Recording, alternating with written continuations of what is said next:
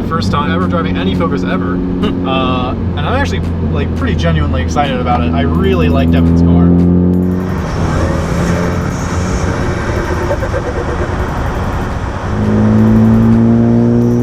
Pretty enjoyable handling characteristics. This is probably the best road like in the nearest 100 miles for driving a car and seeing how it actually handles. It's pretty fun to throw through some corners.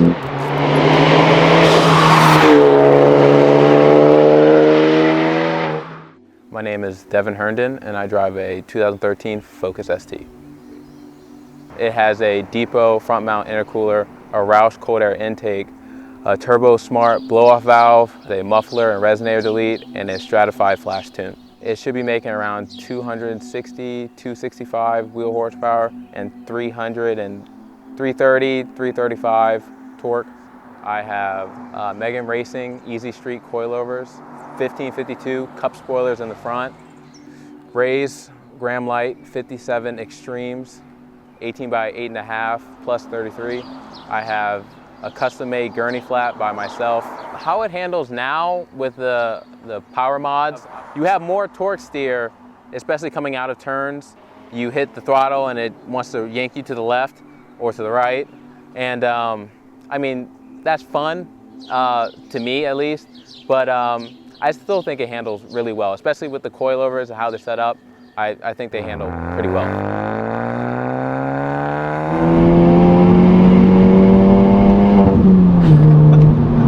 If you're going through the gears one-handed, it is really weird because the steering wheel very subtly moves around. The torque steer is not actually going to pull you off the road or anything, but it kind of is like, hey, you know, something's happening here, rather than you just kind of go. Which I'm pretty sure they could have engineered the car to handle more, I guess, boringly, you know, and just take the power. But I think they actually probably left the torque steer in because they wanted a little bit more excitement in the ride. Yeah. I feel I'm gonna go ahead and attribute it probably to the steering. I feel a twinge disconnected from the road. Yeah. It does give it kind of like a ethereal feel, almost like you're driving but you're not really there, like almost like a video game, because there's a slight disconnect between what you're doing, what you're seeing, and like what's actually happening. So not bad necessarily.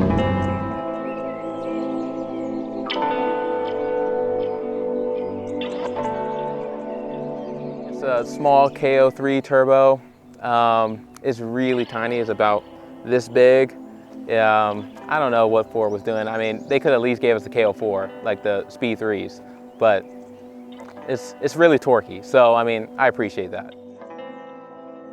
Going big turbo is not my thing. Once you start going big turbo, then it becomes less reliable, and it's not my thing. I like the aesthetic appeal that it presents to people and myself. You know, you put your own touch to your car, and it expresses who you are.